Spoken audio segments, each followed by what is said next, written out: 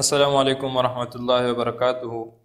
محمد بشیر بھائی نے راولپنڈی سے سوال کیا ہے کہ تعویذ لٹکانا کیسا ہے؟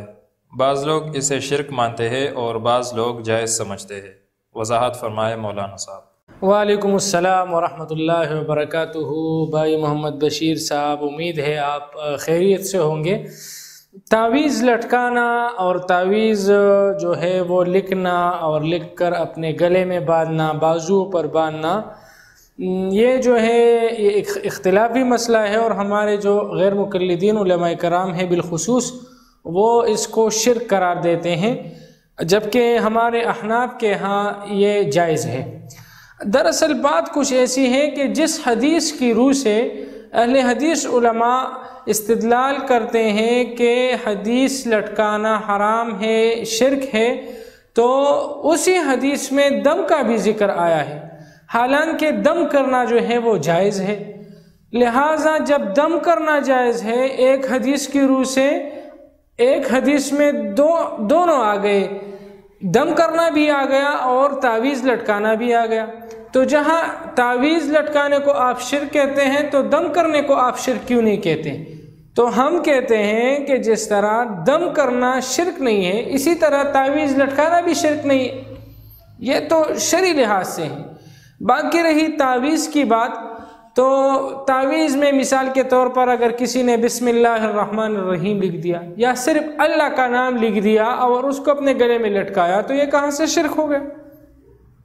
بھائی اس میں تو اللہ کا نام ہے، اس میں تو بسم اللہ الرحمن الرحیم لکھا ہوا ہے، قرآنی آیات لکھے ہوئے ہیں، تو یہ کہاں سے جو ہے وہ عرف میں بھی یہ انسان جو اپنا سینس ہوتا ہے انسان کا، تو اس سے بھی کام لینا چاہیے کہ بھائی اس سینس کے لحاظ سے بھی وہ شرک نہیں ہوتی۔ باقی رہی یہ بات کہ تعویذ لٹکانا، تو عادتاً جو ہے وہ تعویذ کی جو شوق رکھنا اور تعویذ کے پیچھے چلنا، یہ طبی لحاظ سے جو ہے اچھی چیز نہیں ہے، اس سے بچنا چاہیے۔ دم تو وہ چیز ہے کہ دم مثال کے طور پر میں نے سورہ فاتحہ پڑھ لیا اور کسی پر دم کر لیا، تو دم تو وہ ڈائریکٹلی چیز ہے، لیکن تعویذ کا مسئلہ الگ ہے کچھ۔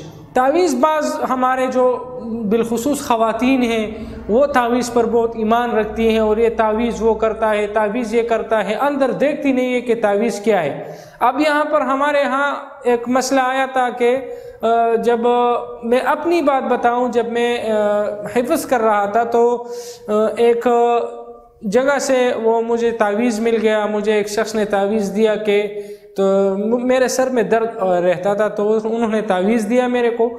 اب وہ تعویذ میں نے جو ہے وہ اپنے گلے میں لٹکا دیا۔ جب میں مدرسے گیا، میرے استاد نے اللہ اس پر رحم فرمائے، جو ہماری اتنی اچھی رہنمائی فرمایا کرتے تھے، انہوں نے وہ تعویذ جو ہے وہ میرے ساتھ دیکھ لیا، وہ میں نے یہاں پر بازو میں باندھ دیا تھا۔ انہوں نے دیکھ لیا کہ بھائی یہ کیا ہے، میں نے کہا یہ تعویذ ہے سر درد کے لیے۔ اچھا لاؤ، اس نے کھول دیا۔ اب جب تعویذ کھول دیا تو جناب سنیے کہ تعویذ کے اندر لکھا تھا اب سر درد سلامت رہے گا، اردو میں یہ لکھا ہوا تھا اب سر درد سلامت رہے گا۔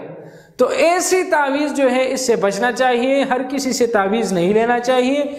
جہاں تک ہو سکے آپ سورہ فاتحہ پڑھ لیں، اگر کسی پر کوئی مسئلہ ہو گیا ہے تو 7 بار جو ہے وہ سورہ فاتحہ پڑھ لے، وہ آخر درود شریف پڑھ لیا کرے۔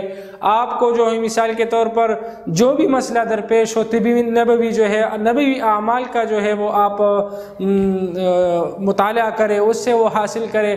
قرآن میں ہر چیز کا جو ہے وہ شفا موجود ہے، آپ اس سے دم وغیرہ کر سکتے ہیں۔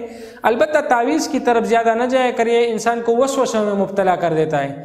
تعویذ ہے تو میں محفوظ، تعویذ نہیں ہے تو میں غیر محفوظ، تو یہ چیزیں پھر انسان میں آتی ہے۔ حالانکہ جب انسان کا یہ عقیدہ بنتا ہے کہ میں جہاں ہوتا ہوں اللہ ہی مجھے بچاتا ہے، تو اللہ ہر جگہ ہوتا ہے، تو اللہ ہی مجھے بچاتا ہے، اللہ ہی بچانے والا ہے، یہ عقیدہ بننا چاہیے۔ یہ عقیدہ نہیں بننا چاہیے کہ تعویذ ہوگا تو میرا کام ہوگا، تعویذ نہ ہوگا تو میرا کام نہیں ہوگا۔